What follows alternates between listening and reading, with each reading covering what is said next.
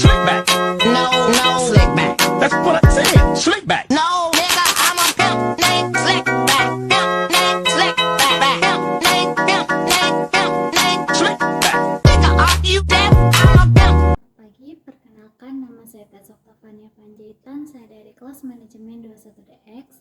Di sini saya akan menjelaskan materi mengenai karakteristik dan keputusan manajemen dengan dosen pengampu mata kuliah Miss Reniza Helada Putri SEMSI selaku mata kuliah teori pengambilan keputusan. Nah, di sini saya akan menjelaskan karakteristik dan keputusan manajemen. Apa sih yang dimaksud dengan karakteristik?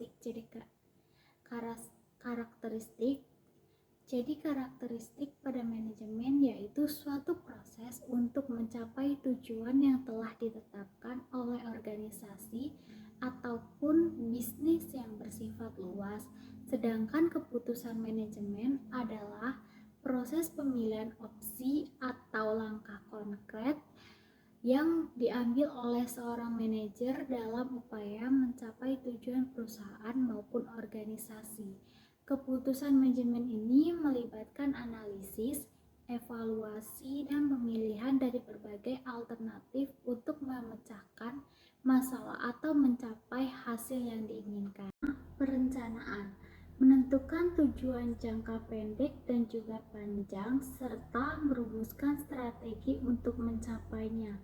Yang kedua, pemilihan, memilih di antara berbagai alternatif berdasarkan analisis dan evaluasi yang cermat.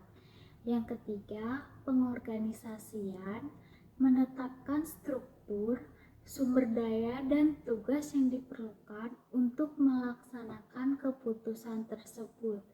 Yang keempat, implementasi, melaksanakan keputusan dengan menggerakkan sumber daya yang ada. Yang kelima, evaluasi, memantau hasil dari keputusan yang diambil untuk menilai keefektifan dan membuat perbaikan jika perlu. Manajemen meliputi semua kegiatan yang terlibat dalam mengelola suatu perusahaan, baik di bidang produksi, pemasaran, keuangan, dan juga sumber daya manusia. Adapun karakteristik keputusan, yang pertama, rasionalitas, bagaimana keputusan didasarkan pada informasi yang tersedia dan pertimbangan yang rasional. Yang kedua, konsekuensi, bagaimana keputusan tersebut berdampak pada situasi atau kondisi yang berkaitan. Yang ketiga, keterbatasan dan ketidakpastian. Keputusan seringkali dibuat dalam situasi di mana informasi atau faktor-faktor yang relevan tidak sepenuhnya diketahui. Yang keempat, pilihan, ketersediaan beberapa opsi atau alternatif yang bisa dipilih untuk mencapai tujuan tertentu. Adapun proses pengambilan keputusan. Proses pengambilan keputusan adalah pengumpulan informasi, menilai alternatif, dan menentukan pilihan terakhir. Langkah-langkah. Adapun proses pengambilan keputusan. Proses pengambilan keputusan adalah pengumpulan informasi, menilai alternatif, dan menentukan pilihan terakhir. Langkah-langkah dalam proses pengambilan keputusan yang pertama, mengidentifikasi keputusan yang perlu diambil. Contohnya, kita mengajukan pertanyaan seperti apa masalah yang perlu dipecahkan atau diselesaikan saat sudah ditentukan yang dengan jelas, maka akan lebih banyak informasi untuk mengambil sebuah keputusan. Yang kedua, kumpulkan informasi relevan, di mana kita mencari informasi dari banyak sumber yang berbeda. Misalkan, sumber daya eksternal, baik dengan melakukan riset pasar, bekerja sama dengan konsultan, atau berbincang dengan kolegen.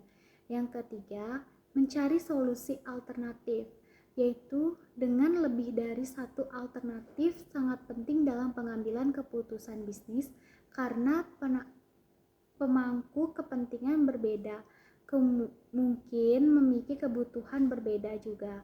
Contohnya, suatu perusahaan mencari alat manajemen kerja. Tim desain mungkin memiliki kebutuhan yang berbeda dengan tim pengembang. Yang keempat, pertimbangan bukti.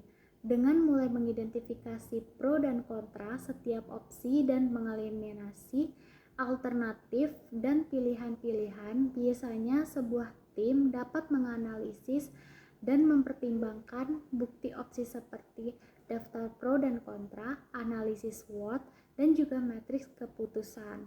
Yang kelima, ambil tindakan. Menggunakan waktu untuk membuat rencana implementasi sehingga tim satu pemikiran untuk langkah selanjutnya. Itu saja yang dapat saya sampaikan. Sekian dan terima kasih. Selamat pagi.